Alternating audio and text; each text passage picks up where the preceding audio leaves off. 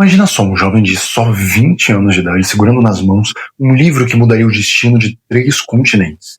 Não era um manual militar, não era um tratado político. Era um poema épico sobre heróis e glória, uma história em que qualquer um podia se inspirar. Esse jovem não era ninguém menos do que Alexandre da Macedônia. E ele estava prestes a reescrever a história do mundo antigo seguindo as pegadas de um herói fictício de 3.000 anos atrás. Mas aqui está o que é verdadeiramente assombroso. Alexandre não apenas leu sobre Aquiles, ele acreditava que era Aquiles reencarnado. E essa obsessão não era só uma fantasia juvenil, ela moldou cada batalha, cada conquista, cada decisão que transformou um reino bárbaro em um império que se estendia da Grécia à Índia. Hoje a gente vai descobrir como um poema épico antigo se tornou o maior manual escrito do maior conquistador da história do Ocidente. 356 a.C., Pela, capital da Macedônia, no momento exato em que Alexandre o Grande nasce, o Templo de Ártemis, em Éfeso, uma das 7 maravilhas do mundo antigo, é consumido pelas chamas. Os adivinhos proclamam: o destruidor da Ásia nasceu, mas a verdadeira profecia estava sendo escrita nas mãos do seu tutor, Aristóteles. O maior filósofo que já viveu não deu a Alexandre apenas uma educação fenomenal. Ele lhe deu uma cópia personalizada da Ilíada de Homero, anotada pelas próprias mãos do filósofo. Segundo o historiador Plutarco, Alexandre carregava o livro em todas as suas campanhas, chamando o livro de o seu guia para a guerra. E você, já teve um ídolo, um livro que mudou sua forma de agir completamente? Agora me diz, você já conheceu alguém que dormia agarrado a uma faca e um livro? Bom, Alexandre aparentemente estava preparado para enfrentar até seus próprios sonhos. Apesar de tudo, não era superstição, era uma preparação dele, porque para Alexandre Aquiles não era só um personagem, era um modelo que ele iria superar. Homero havia criado em Aquiles o protótipo do herói perfeito, jovem, invencível em batalha, sedento de glória eterna, mas Aquiles tinha uma fraqueza fatal: sua ira descontrolada. Alexandre estudou essa falha como um general que estuda as fortificações inimigas. Ele seria Aquiles, mas seria um Aquiles mais sábio. A obsessão era tão profunda que Alexandre traçava sua linhagem até Aquiles, através da sua mãe Olímpia. Não importava se era verdade, Alexandre precisava que fosse verdade, porque heróis não nascem de pessoas comuns, eles nascem de outros heróis. 338 a.C., Batalha de Queroneia. Alexandre tem apenas 18 anos quando lidera a cavalaria macedônia contra a falange sagrada de Tebas. Mas aqui está o que foi extraordinário. Alexandre não hesitou. Ele se carregou diretamente contra os tebanos, como se fosse o próprio Aquiles atacando as muralhas de Troia. A diferença? Aquiles lutava por uma vingança pessoal. Alexandre lutava pelo sonho de unir a Grécia. Homero tinha ensinado a Alexandre que a glória verdadeira vem do sacrifício extremo, como um atleta que renuncia a tudo para ser vitorioso em uma competição, ou um empreendedor que arrisca sua companhia pela sua visão de negócio. Na Ilíada, Aquiles escolhe uma vida curta e gloriosa, ao invés de uma vida longa e esquecida. Mas Alexandre encontrou uma terceira opção que Homero nunca considerou: uma vida curta, gloriosa, que mudasse o mundo para sempre. Depois da vitória em Queroneia, quando os soldados gritavam seu nome, Alexandre não via soldados macedônios, ele via os mirmidões de Aquiles. E naquele momento, uma ideia nasceu na sua mente: se Aquiles foi capaz de conquistar Troia, por que Alexandre não poderia conquistar toda a Ásia? 334 a.C., Alexandre cruza o Helesponto com 35.000 homens, mas antes de pisar em solo asiático, ele faz uma peregrinação que define toda a sua campanha. Ele vai até a suposta tumba de Aquiles em Troia. E aqui está o detalhe que revela a profundidade da sua obsessão. Alexandre correu nu ao redor da tumba de Aquiles, coroou a tumba com flores e declarou a Aquiles feliz por ter tido Homero como arauto da sua fama.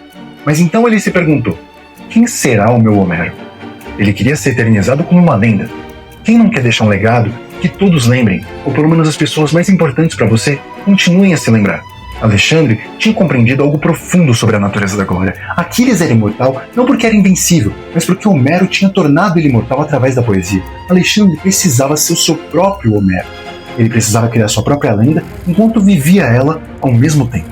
Na Batalha do Grânico, a primeira grande vitória na Ásia, Alexandre não ficou atrás, dirigindo as tropas. Não, ele carregou na frente, como Aquiles, e quase morreu quando o machado persa rachou seu elmo. Seus generais repreenderam Alexandre, mas ele sorriu. Para ele, heróis não se escondem. E funcionou. As histórias da sua coragem se espalharam mais rápido do que seu próprio exército. Cidades inteiras se rendiam antes mesmo de ver Alexandre. Não por medo do seu exército, mas por admiração a um homem que parecia ter saído das páginas de Homero.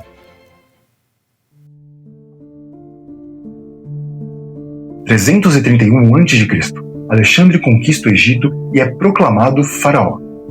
Os sacerdotes de Amon o declararam filho de Zeus. Era a confirmação divina que ele sempre buscou, mas também foi o início da queda moral de Alexandre. Porque aqui está o problema com os heróis homéricos. Eles não são só corajosos, eles são terrivelmente humanos. Aquiles mata Heitor não em combate justo, mas em fúria cega. E Alexandre?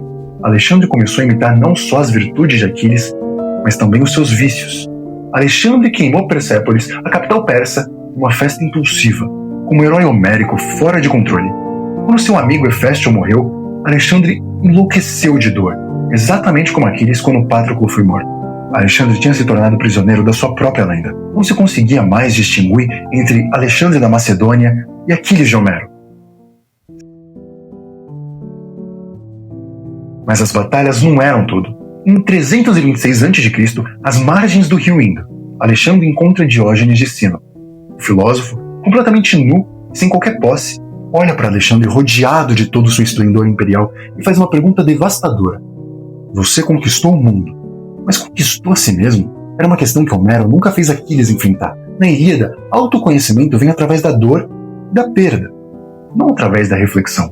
Mas Alexandre estava vivendo em um mundo muito mais complexo que o de Homero. E você, já pensou se está correndo realmente atrás do sonho certo? Aristóteles havia ensinado a Alexandre que a verdadeira grandeza não está só na areté, a excelência, só militar, mas também está na areté moral. Heráclito disse que o caráter é destino. E Sófocles, em suas tragédias, mostrou repetidamente que heróis que não conhecem seus limites estão completamente destinados à queda. Alexandre começou a perceber que tinha se tornado não Aquiles, mas Ícaro, voando muito próximo ao sol da própria ambição. A diferença é que Homero não tinha escrito sobre as consequências psicológicas da glória eterna. Essa era uma lição que Alexandre iria aprender sozinho, mas talvez essa tenha sido sua maior conquista. Não as cidades que ele foi capaz de capturar, mas a consciência de que mesmo heróis homéricos precisam evoluir além de Homero. 323 a.C., Babilônia. Alexandre morre aos 32 anos, na mesma idade que teria Aquiles se tivesse vivido além de Troia. Coincidência? Destino? Não tem como saber. Mas aqui está o verdadeiro legado. Alexandre não apenas conquistou os territórios, ele conquistou a imaginação humana. Hoje pensamos em grandes líderes, artistas ou empreendedores que, como Alexandre, tentam viver suas próprias aspirações ao máximo. Ele provou que era possível viver como um herói homérico no mundo real. E o preço dessa prova foi a própria vida. O helenismo que Alexandre espalhou não foi só cultura grega, foi a ideia de que mortais podem aspirar à grandeza heróica. Foi uma fusão de tudo que ele conheceu e absorveu durante toda a sua trajetória. Quando Plutarco escreve sobre Alexandre, séculos depois, ele não está escrevendo história, ele está escrevendo uma continuação espiritual da Ilíada. Alexandre provou que heróis homéricos podem sim existir no mundo real. Ele só esqueceu que, no mundo real, até mesmo os heróis são mortais. Bom, e se você gostou do vídeo, nos comentários, me diz, quem que seria um Alexandre moderno que vive como herói épico? Dá um like se acha que Alexandre foi um gênio, um louco, ou os dois. Me diga o que você achou. Se gostaria de ver algum comentário específico por aqui. E lembre-se, só tem um jeito de descobrir. Não aceite a tutela de ninguém. Pense por si.